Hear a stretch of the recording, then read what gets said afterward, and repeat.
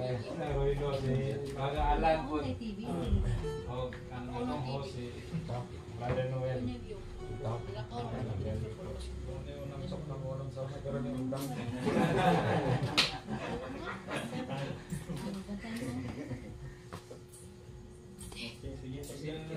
Ano kiti ba nga sa delay? Ka-appeal. So, mamalihog ko kuan sa scriptures kung namin kuan kanay matsada tong Bisaya. Ano po yung cellphone? Bisaya or Tagalog. Okay, Bible ka na? Psalm 147 verse 3. Or Tagalog sa makakuan. 147, Oh, 147 verse 3. verse 3. About sa mga kabataan ng Diyon. Psalms 147, verse 3. Mga anak gasa ikan sa Ginoo sila. Hida de. English.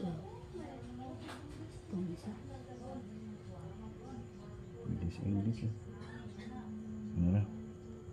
Psalms. 147 Sige lang, pareho. verse 3. Look na. Si Along ba? Balibog tawag ni Along ba? Si paano niya? Video naman ko. Ha? Tawagin si Aloy ba? Sige sige, tawagin. Psalm 147 verse 3. Oh, mga anak mo na siguro. About na sa mga anak. Tagalog at Sayda. Pati kuan.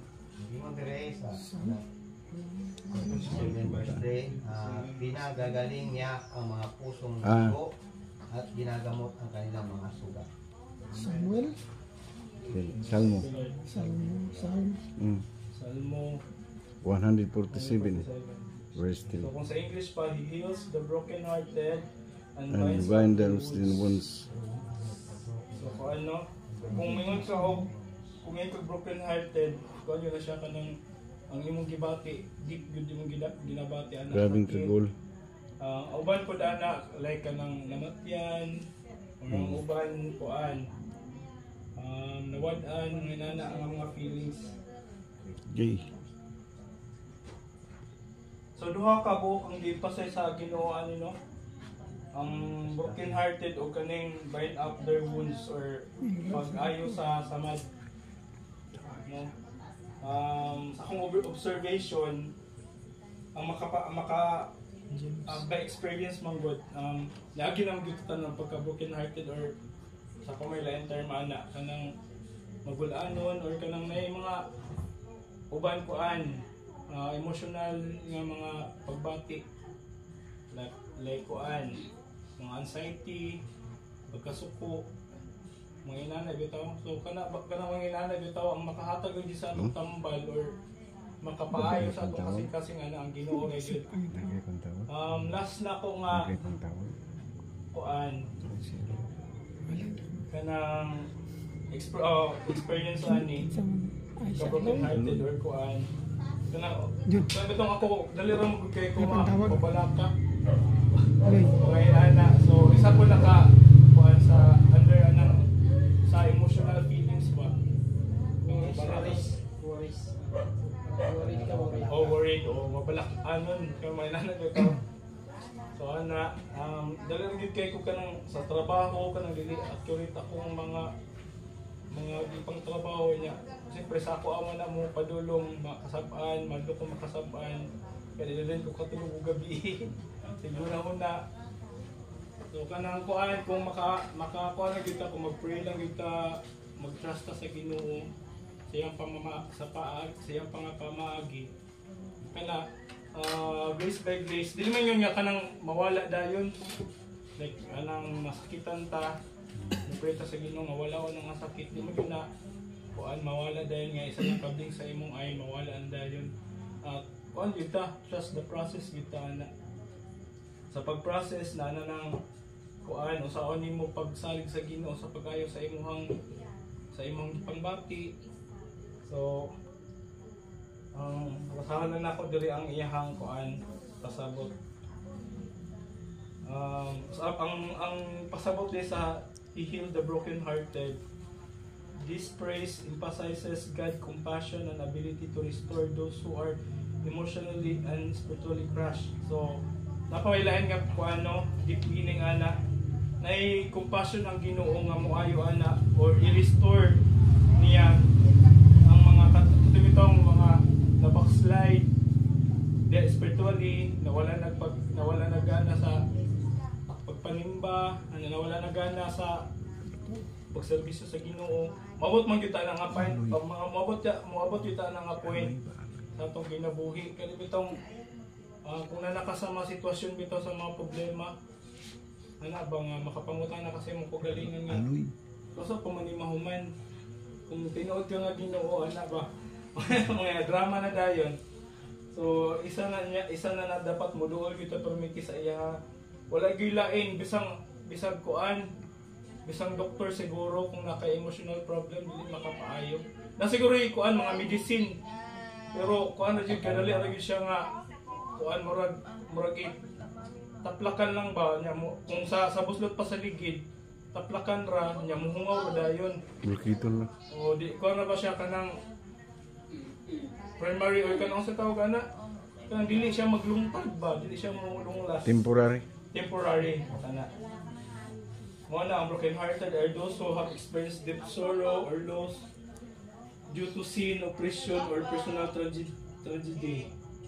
This healing is not just physical but also emotional and spiritual, reflecting God's comprehensive care of His people. So, ang Ginoo di lang ingon nga physically moayo pa siya emotionally. So nay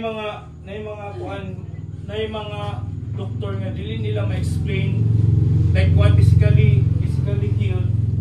Nay mga doktor nga dili lang ma-explain ngano naayo ang kibali nga patient like kanang kuan na level 3 na nga diabetic. Maingon ang doktor nga wala gyud ni pag-asa nga maayo.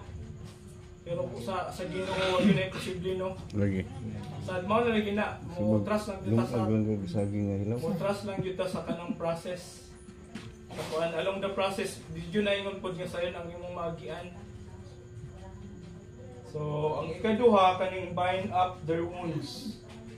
So ang para na ang Bisayaan ni pagtambal sa kanang nasama. Itambalan. Mao man ay karaan nga pamaagi sa una sa panahon sa pagtambal sa samad kanang sa mga injury bitaw kanang ibay. Oo. Higtan lang. So kuan na kana siya napo na siya lain meaning yung dali. This phrase can also be seen as a metaphor for God's ability to address the consequences of sin and suffering in their lives of believers. So kana po siya nagpasabot dai pud nga kuan sa kabitang sa atong mga sala nagi kuan gyud nagi kanang bayad ba mga consequence. So mo gyud tang magunahon na gyud kadaghan kung buhaton nato ng sala. Kay nagi mga consequence or nay bayad gyud na nga mga mga pagbuhat nga dili matarong. So klaro makay na dire gyud. So ang kuan ani sa akong gud gikuha nga kuan akong devotion sa una. So ang observation ani nga passage. Jesus is our great healer. Whatever wounds we have, it may be physical or emotional or even mental, Jesus is the only one that can heal it. And yet all wounds take time to heal. So kuan jud no, dili dayon maayo jud ang ato ang mga sakit balatian. So kinahanglan siya process. So many we also trust, rely and depend on God on how He heals us. So klaro kaayo magdepende jud ta sa Ginoo kung saan ta niya pag-ayo. So ang application na po, trust the process. So yun na, pagsalig sa proseso sa pag-ayo sa ato ang inner nga mga like kanang ang wounds makita man nato na nga maayo, pero ang emotional or mental nato nga mga pagbati hindi na siya makuan mabantayan nimo nga na ayo na ka or kuan like kanang kung anxiety na nakay peace kana isa na siya ka sinyalis nga ay okay na din na ayon na dai ko o tanan ako'y kuan ngayon ano. So kato lang di tayo lang kay pasa dyan. Iba na yung lagi. Ikan po. Igan ko. Ipaningot. So, ang Bisaya, grabe ka, lalo mong Bisaya nga pagkakuha na verse 3. Giayo niya ang mga sakitan. Iyang ginaayo ang kasing-kasing nga nangadugmok. Grabe. Lagnong kayo. O ginabukusan niya ang ilang mga samad. King James na wala? King James ba? Amot sa nga version eh. Lawan man. Wano Bible naman.